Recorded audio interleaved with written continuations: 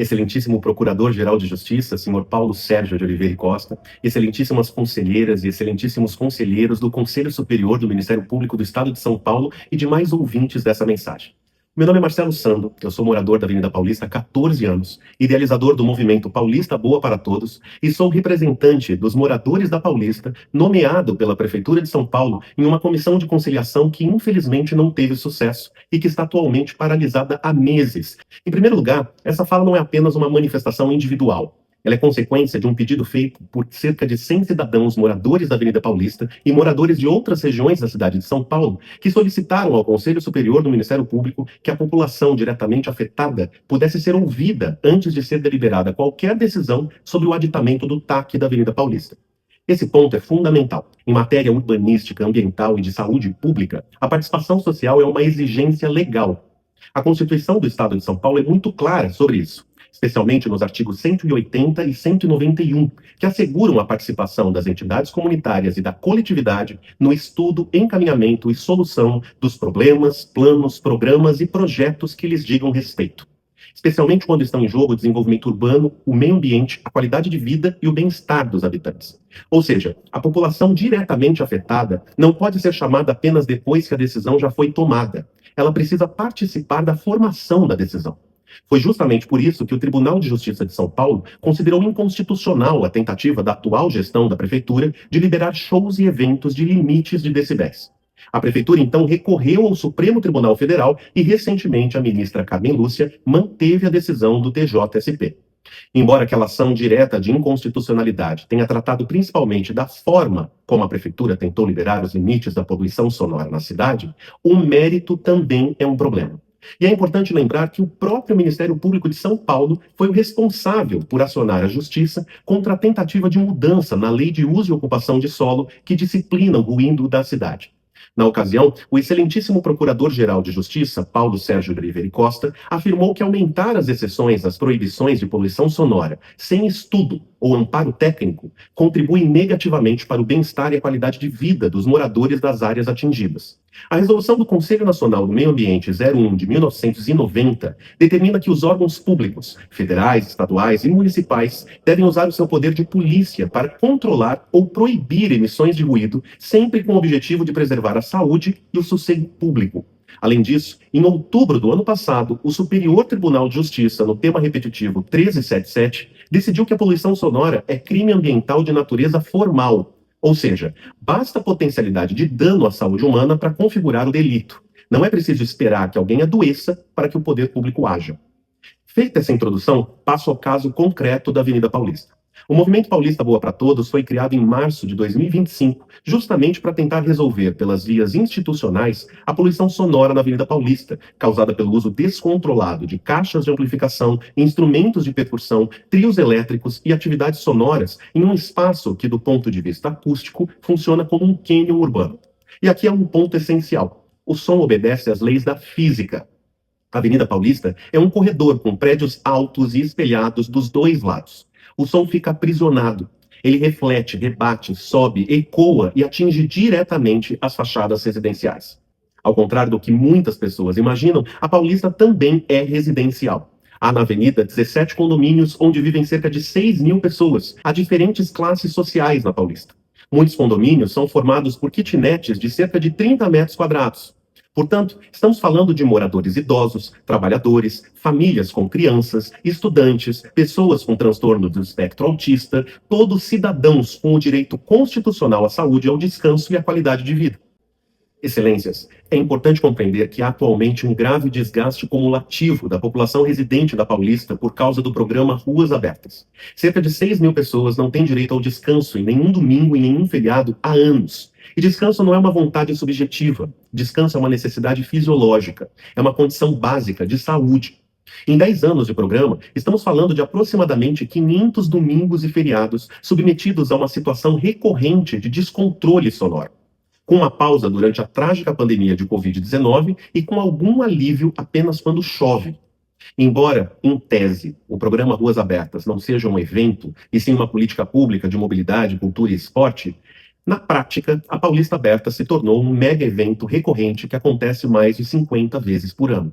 Todos os domingos e feriados do ano, a avenida recebe dezenas de milhares de pessoas e é tomada por shows, eventos, ativações comerciais e muitas atividades que frequentemente violam o TAC de 2007.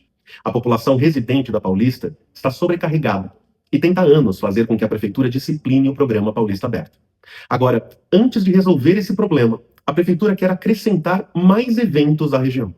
No dia 1º de outubro de 2025, enviei um requerimento à Secretaria Municipal das Subprefeituras. A primeira solicitação era justamente que a prefeitura publicasse um decreto regulamentando a emissão sonora na Avenida Paulista. Esse requerimento deu origem a um processo administrativo interno que nunca andou e já está parado há 6 meses.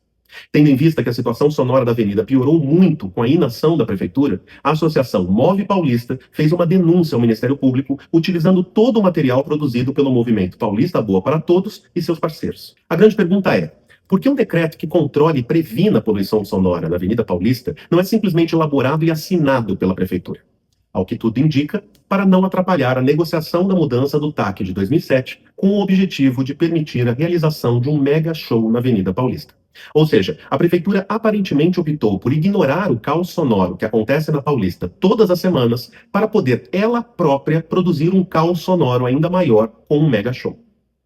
É claro que a prefeitura pode e deve planejar e organizar eventos públicos gratuitos, mas precisa fazer isso com os moradores e não contra os moradores. E infelizmente essa falta de diálogo não é um caso isolado, é um padrão. Existem atualmente no próprio Ministério Público diversos procedimentos, denúncias e inquéritos envolvendo conflitos urbanos semelhantes. A gestão municipal tem tratado os moradores não como população a ser protegida, mas como um obstáculo a ser contornado. É um modelo de gestão urbana que autoriza primeiro e não escuta depois. Impacta primeiro e depois transfere o problema para a Polícia Militar, para o Ministério Público e para o Judiciário. E há outro ponto essencial aqui. Quem autoriza não é quem fiscaliza. A Prefeitura, por meio da SMU, tem liberado alvarás, autorizações e licenças para atividades potencialmente ruidosas com base em autodeclarações de conformidade. Depois, quando o problema acontece, a responsabilidade é transferida para a população, que precisa denunciar, e para o PSIL, que precisa fiscalizar. Mas o PSIL tem apenas 38 fiscais para cobrir a cidade inteira, mesmo recebendo aproximadamente 50 mil denúncias por ano. Só no primeiro trimestre deste ano, chegou-se à média de uma denúncia a cada 10 minutos. E segundo dados do Copom, aos finais de semana, cerca de 70% das ligações a 190 da Polícia Militar são somente reclamações de barulho. Ainda assim, a Prefeitura continua autorizando atividades que ela própria não tem condições materiais de fiscalizar adequadamente. Essa mesma lógica se aplica diretamente a um argumento que apareceu na sessão desse conselho no dia 23 de abril. A ideia de que seria possível homologar o TAC da forma como foi proposto, permitir que o show aconteça e depois, caso algo dê errado, alterar, corrigir ou melhorar o instrumento. Com todo respeito a vossas excelências, mas essa lógica inverte a finalidade do Ministério Público, do próprio TAC e da tutela ambiental. Em matéria de saúde pública, meio ambiente, segurança, mobilidade e poluição sonora, não se deve agir primeiro para descobrir depois quais foram os danos.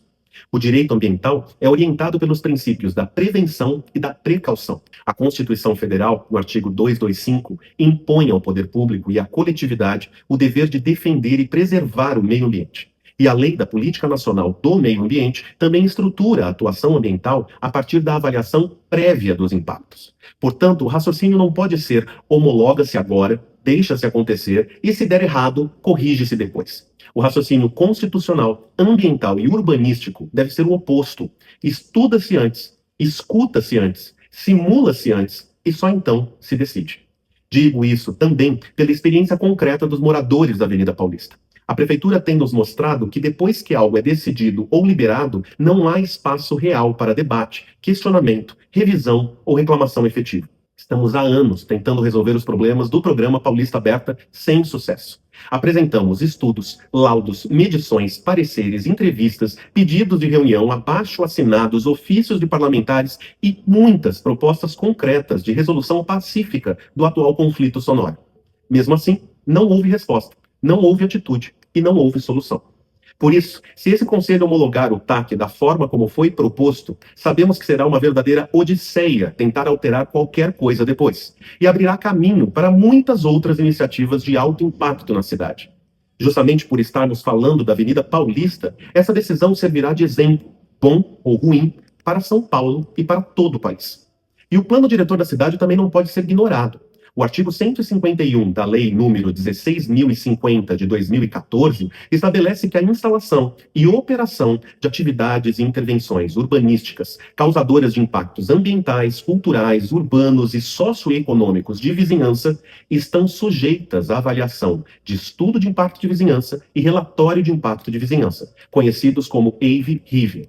O mesmo plano diretor, no artigo 195, estabelece como diretriz da política ambiental do município combater a poluição sonora e prevê a obrigatoriedade do poder público apresentar estratégias de controle da poluição sonora, inclusive em razão do uso de aparelhos sonoros, concentração de pessoas em ambiente externo e atividades capazes de causar prejuízo à saúde e ao bem-estar. Uma portaria da Prefeitura de 2018 atribui à Secretaria Municipal do Verde e do Meio Ambiente a competência para analisar e aprovar o waiver-RIF. Ou seja, é indiscutivelmente uma questão ambiental a eventual realização de um mega show na Avenida Paulista. Portanto, o julgamento da homologação do aditamento do TAC de 2007, proposta pelo Dr. Marcelo Otávio Camargo Ramos, da PJH-URB, não trata apenas do direito da prefeitura de fechar ou não uma via pública, ou de usar o solo urbano. A questão central aqui é que ela deseja fechar e ocupar a via para realizar uma atividade específica, um mega show. Uma iniciativa que o próprio aditamento do TAC reconhece que inevitavelmente irá produzir poluição sonora em escala ampliada. Justamente por isso, todos os 6 promotores da PJMAC se manifestaram contra esse aditamento. O objetivo do TAC era justamente garantir a tutela do interesse público. Mas o aditamento, da forma como está sendo proposto, não aumenta essa tutela. Ao contrário, pode enfraquecê-la. E no caso específico do Mega Show da Paulista, o impacto é ainda maior. A prefeitura pretende fechar não apenas a avenida, mas também vias laterais importantes, como as ruas São Carlos do Pinhal, Antônio Carlos, Cincinato Braga e Alameda Santos. Esse fechamento afetaria a vida de aproximadamente 25 mil pessoas que residem na região. Afetaria os hotéis e os comércios do entorno e dificultaria o acesso a dezenas de hospitais. Evitar esse tipo de impacto era justamente uma das razões de ser do TAC de 2007. E caso entenda-se que determinado impacto é inevitável e justificado por interesse público, então que se aplique o que o Código Civil prevê: compensação. O artigo 1277 do Código Civil assegura ao proprietário de imóvel o direito de cessar interferências prejudiciais à segurança, ao sossego e à saúde dos que habitam o prédio.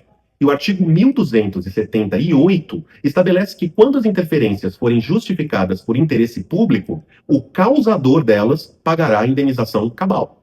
Portanto, se o poder público entende que precisa impor impacto aos moradores, deve discutir medidas compensatórias concretas. Instalação de janelas anti-ruído nos apartamentos, hospedagem para moradores vulneráveis durante a montagem de palco, passagem de som, durante o evento em si e depois na desmontagem, e até é possível pensar em indenização por danos coletivos. O que não se pode aceitar é que a prefeitura realize um mega show, imponha o impacto ambiental e deixe os moradores arcando sozinhos com as consequências. Há aqui um necessário sopesamento de princípios constitucionais. O direito à cultura é relevante, evidentemente, mas o direito à cultura não pode ser interpretado como autorização para violar o direito à saúde, ao descanso, ao meio ambiente equilibrado e à qualidade de vida. Ainda mais quando se trata de um evento de entretenimento comercial com patrocínio privado. Excelências, acreditamos que o Ministério Público está do lado do bem coletivo. O aditamento do TAC deveria aumentar a tutela de proteção dos direitos constitucionais que vêm sendo violados há uma década. Deveria ser usado para disciplinar como a prefeitura utiliza e autoriza o uso da Avenida Paulista, que atualmente está um caos. Por isso, pedimos respeitosamente que o TAC não seja aditado da forma como foi proposto. Pedimos também a realização de parecer técnico do CAEX sobre a poluição sonora na Avenida Paulista. E pedimos que seja elaborado um novo aditamento, construído com participação social efetiva, estudos técnicos independentes e em conjunto com a promotoria do meio ambiente da capital, com medidas concretas de proteção capazes de disciplinar o uso acústico da Avenida Paulista. Em nome de milhares de moradores da Paulista e dos movimentos de moradores de outras regiões da cidade que vêm tentando dialogar sem sucesso com a prefeitura, peço que esse Ministério Público preserve a finalidade original do TAC: proteger o interesse público, proteger a população e impedir que a cidade seja submetida a impactos completamente evitáveis que violem os direitos constitucionais à saúde e ao meio ambiente equilibrado. Muito obrigado pela escuta.